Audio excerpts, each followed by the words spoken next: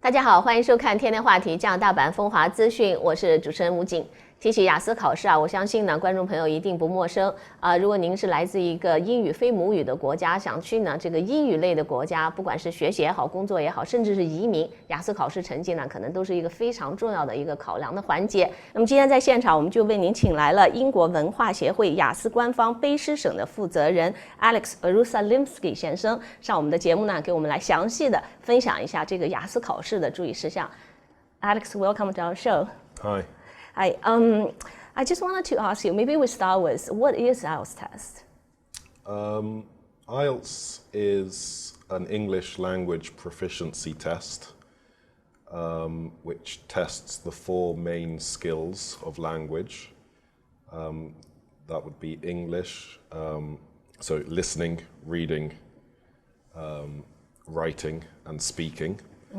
And it is the world's most recognized English language test.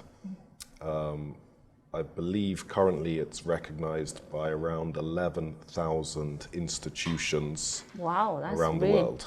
Really big number. Yeah. Universities, colleges, the immigration departments of the United Kingdom, Canada, the USA, Australia, and New Zealand. As well as professional organizations for doctors, physios, pharmacists, dentists. A lot of professions will recognize IELTS for an applicant's measure of English language ability. Okay, so I'll just do your English Sure, part, yeah. very brief into Chinese.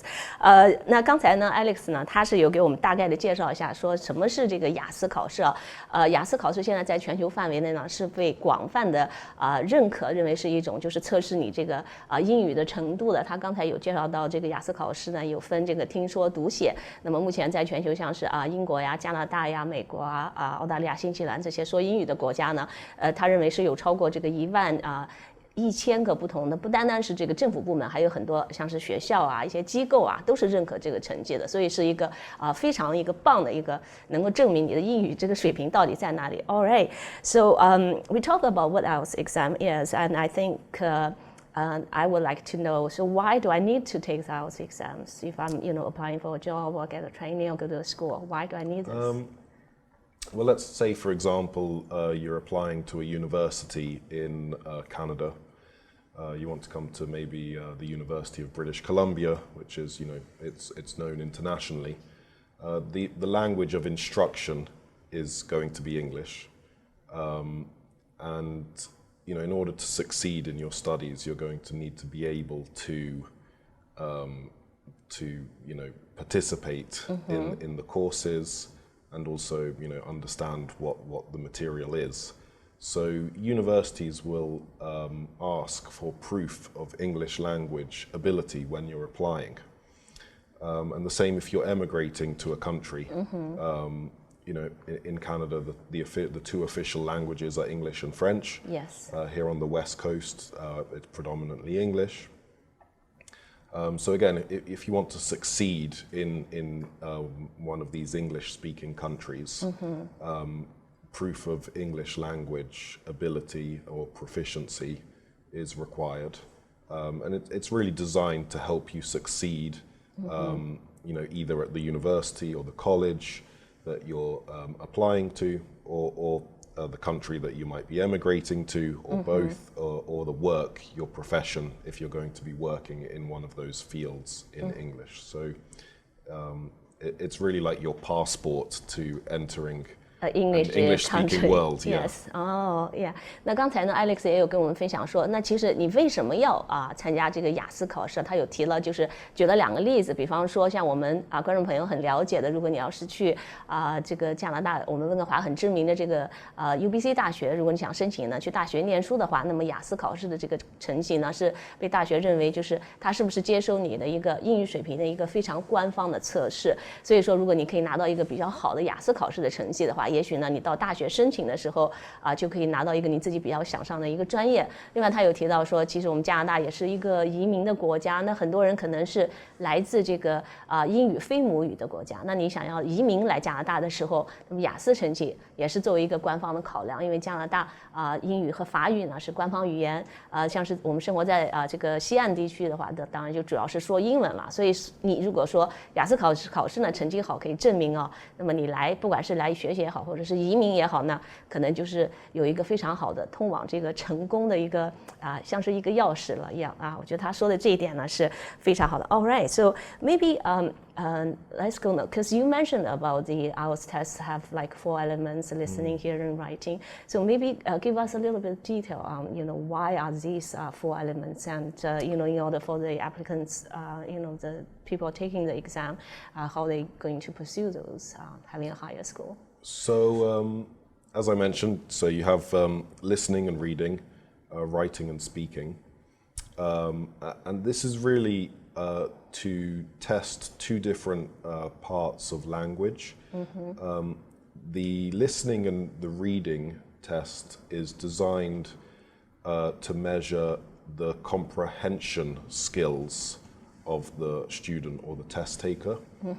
So, that would be what the student is understanding in English. And then the writing and the speaking is for the productive skills of language.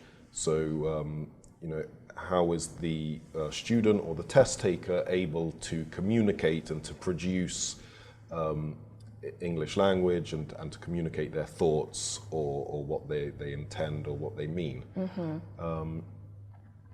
The listening component is 40 questions, so it's a comprehension based test. The reading is also 40 questions, takes about an hour. Well, it takes 1 hour actually. Each take about an hour? The listening is actually a little bit shorter. The listening test is about 40 minutes. Okay. The reading test is 1 hour. Yes. The writing test, so now we're moving on to the productive or the skills for producing language. The writing test is 1 hour, and there are 2 tasks as part of the writing test.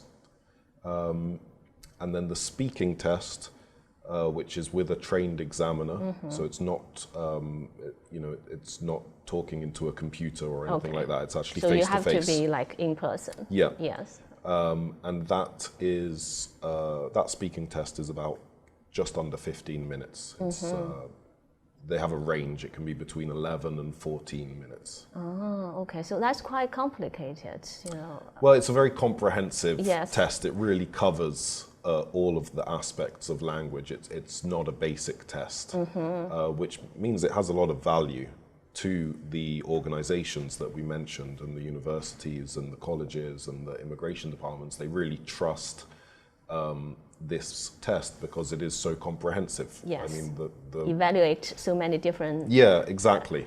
Yeah. All right.